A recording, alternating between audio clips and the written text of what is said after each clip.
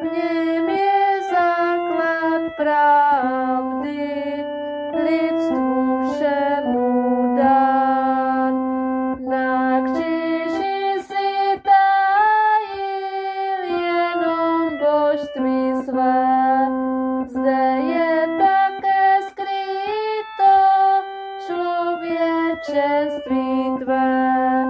V obojí však věřím celým srdcem svým, o milost tě prosím.